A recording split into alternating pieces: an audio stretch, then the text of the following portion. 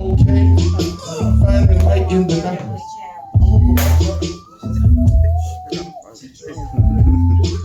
I'll be sure. Okay, put your hands together for Dr. Stephanie Gore. All right, we're gonna jump right into it. Tell them first of all a little bit about yourself.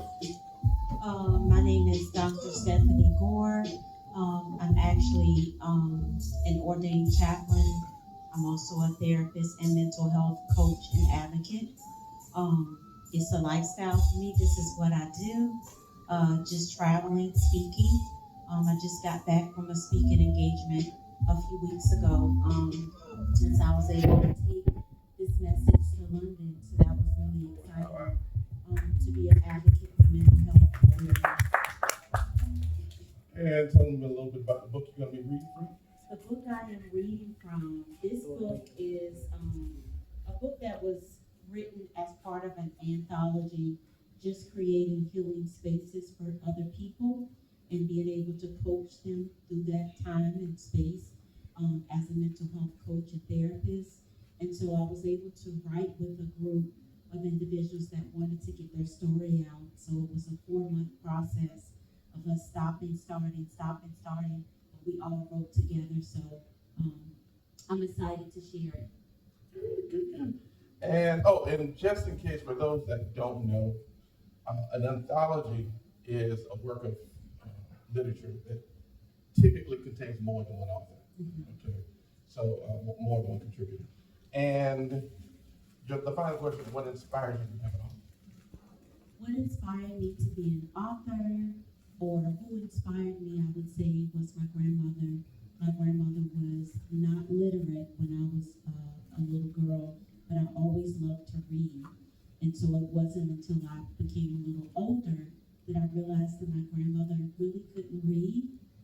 She looked at the pictures and she would kind of wait for me to say the words. And so what inspired me was my grandmother learning to read so that she could read to me.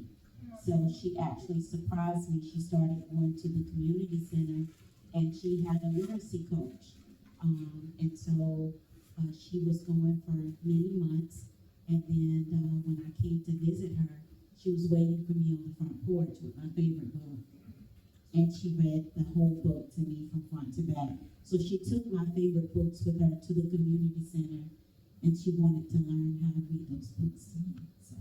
Very sweet. Very sweet. All right. So without any further, no, y'all give her a hand. Y'all give her a hand. I love asking what inspired people to become an author because everybody's story is different. Everybody's story is different. So without any further ado, I present to you Dr. Stephanie Gore. Take it away. Thank you. So I'm going to talk and read, right? So I'm not going to read directly all the way through the book. But there are a couple excerpts that I definitely wanted to share, and I'll ad lib in between to give some context and background, not only to my story, but to some of the amazing men and women that I was blessed to write with on this project. One of which, Hezekiah, when you were sharing your story, one of the writers that is actually my mentee wrote with me, and he, sorry, it's so loud up here. He was also incarcerated, and so it was such a joy to sit down and write with him, and he shared his testimony in there. So keep going, keep going.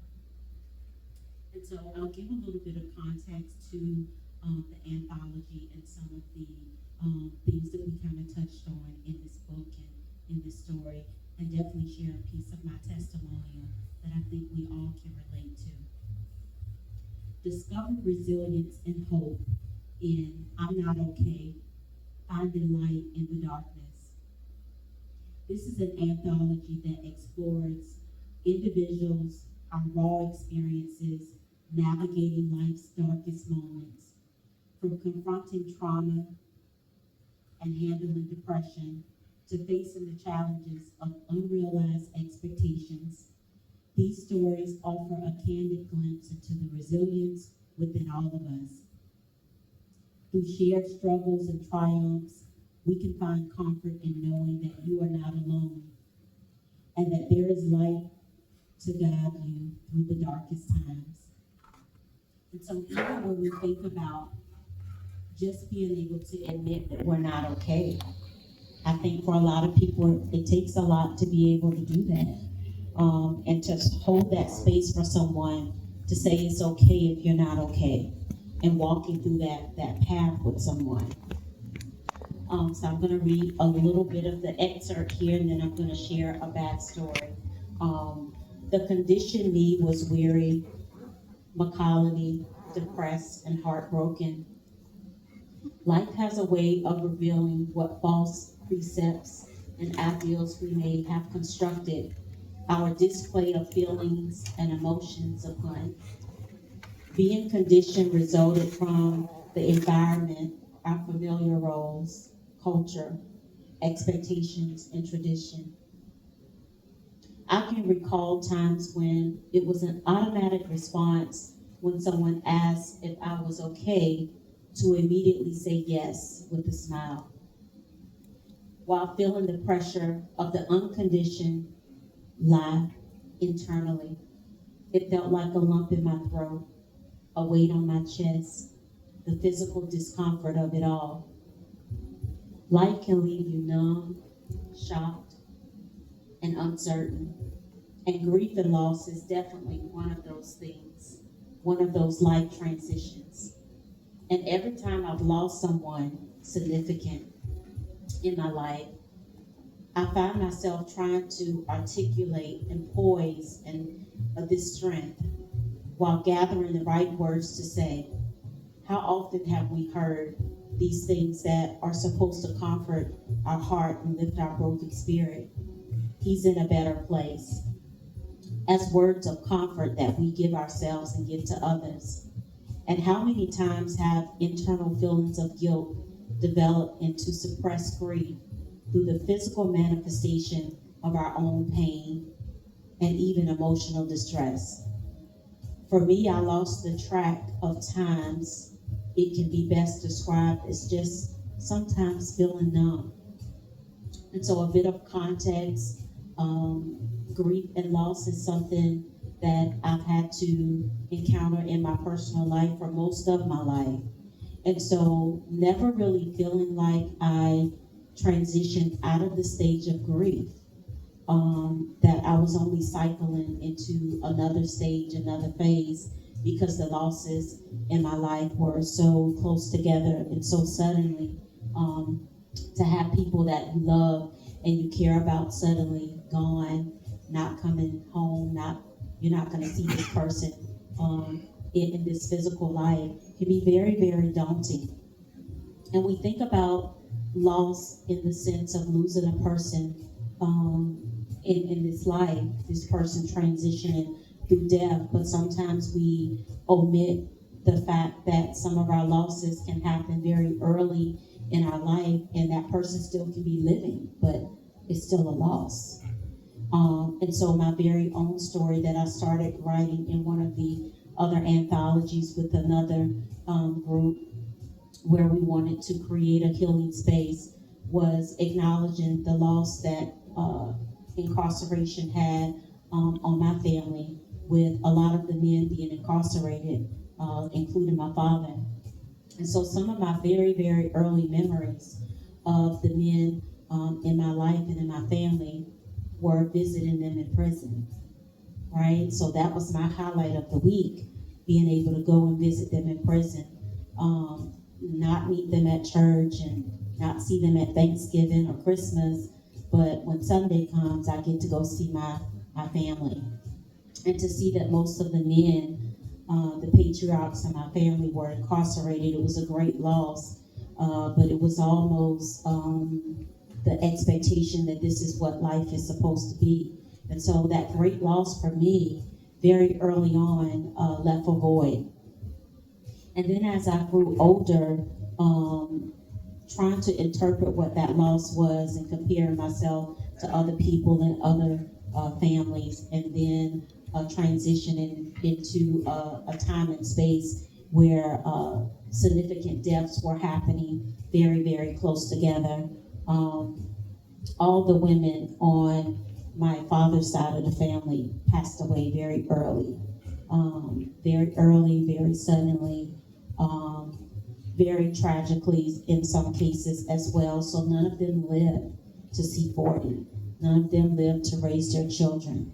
All of their children were orphaned. So all of my cousins on that side of the family were either in foster care or spread among family that were trying to keep the children together. And so just being very close to what seemed to be just keep your black dress ready type of a thing. And so as I transition into becoming, as I transition into an adult, I found myself being called to do a lot of work with grief. When he says he's working everything together for our good, we don't think we'll be serving other people. But I went on to serve veterans and their families and to do work in grief, hospice, and crisis for the last 17 years. And so that's been a part of my journey and helping to create these healing spaces for other people that have a story that they want to tell. And so we are all, at some point, we succumb to some sort of grief and some sort of loss. And I can remember not only being in that space more times than I wanted to count. And then after I started working with hospice and started working with some of the veterans, I said, I think I had enough of this in childhood. Lord, pick somebody else. Let somebody else get a turn. But it allowed me not only to heal in some of those areas, but to provide that healing space for others. And so a lot of what we wrote in this book is truly self-help, is truly from a spiritual care as well. Being an ordained chaplain, I always bring the clinical and the spiritual care together because we need to holistically heal. I think sometimes we're conditioned to say that we're okay, but just acknowledging that it's okay if we're not okay. Thank you for listening.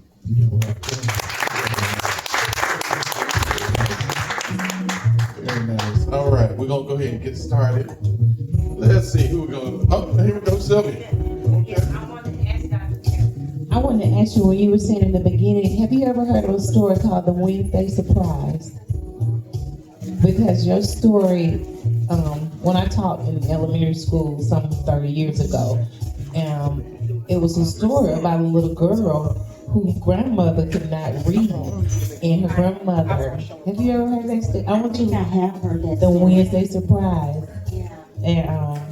And it's the exact same thing. So I was just curious. I was like, oh, I wonder if you know that story. Yeah, I didn't know that was the name of it. It's called The Wednesday Surprise. And her grandmother does not know how to read. And one day she comes home on a Wednesday surprise her. And she did exactly what you talked about. So I thought it was part of a story. You never know. Someone may have. So. Oh, I know. Thank you, ma'am. Thank you, ma'am. We're gonna get. I see Gary. So to you, Gary. Thank you, sir. I enjoyed hearing your reading. I like how you put emphasis on your words. Phenomenal job. I applaud you. My heartache is sadness because you say that on Sundays that you visit your male uncles and things of that nature in prison. And you didn't really have a leader that could have deposit great information into you. So as a pastor and as a bishop, I try to make myself available for not only my members, forget them first, not for my, because as a pastor, we so busy, but I try to make myself available for my wife, for my children, and then for my congregation, and then for the world. So let me applaud you for how the Lord have moved you to stage 1 to stage 10. So congratulations, phenomenal job. Whatever I can do to help you in any area, my wife, please feel free to give us a call. But I really enjoy you. Thank you. Thank you so much. All right. Okay. Wait, one more. I have known Dr.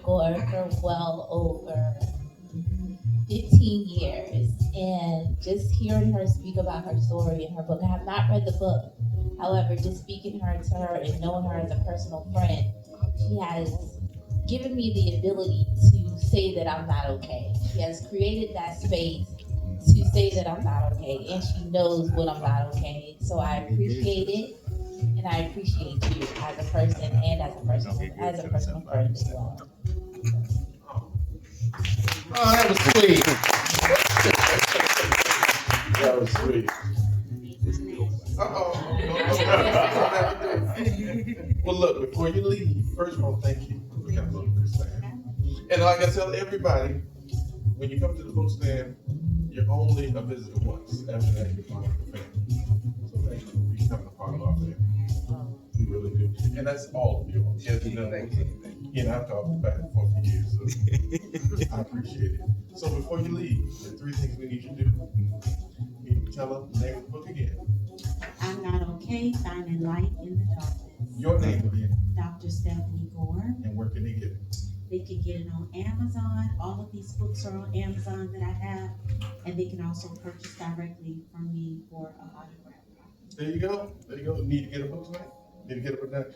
Thank you so much, man. Thank you for having me.